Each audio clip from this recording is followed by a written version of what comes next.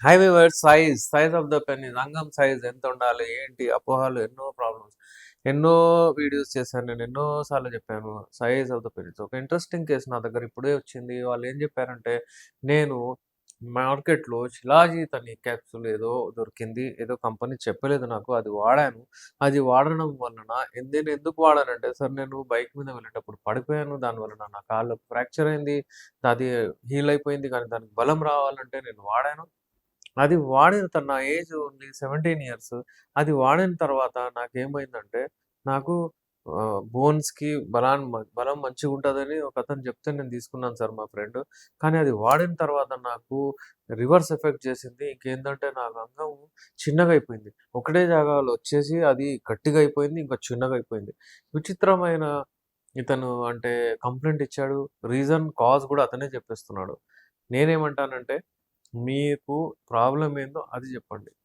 ఏదైనా మీరు వాడాము, ఇది వాడాము, అది వాడాము అని దాని వలన ఇదయిందని ఫిక్స్ అయిపోకొద్దు.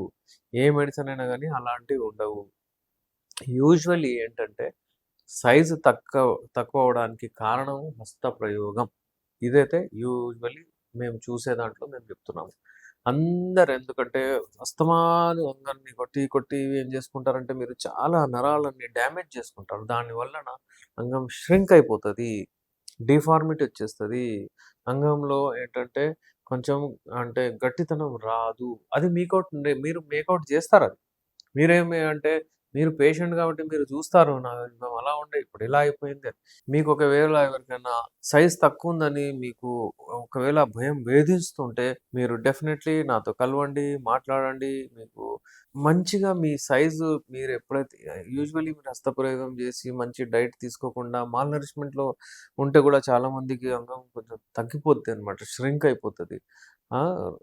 ప్రాపర్ డైట్ తీసుకోకుండా స్ట్రెస్ ఎక్కువ ఉండడం వలన, మనం కేర్ చేసుకోకపోవడం వలన అది ష్రింక్ గూడా అయితది.